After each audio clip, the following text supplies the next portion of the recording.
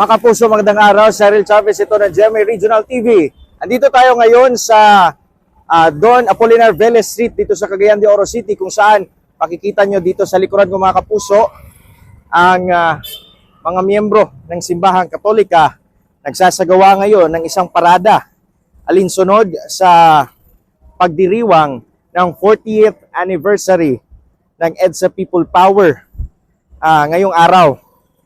Isa sa mga mensahe na gustong iparating ng ating Simbahang Katolika ay huwag kalimutan ang mensahe na ipinaglaban ng panahon ng EDSA People Power at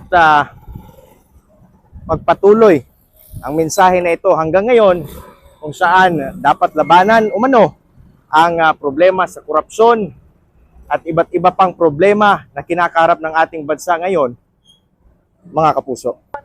Present rin ngayong araw mga kapuso ang ilang non-sectarian groups dito sa Cagayan de Oro City, kung saan panawagan rin nila na itigil na ang korupsyon at panagutin ang lahat ng mga individual na nasa likod umano ng korupsyon na nangyayari sa ating bansa.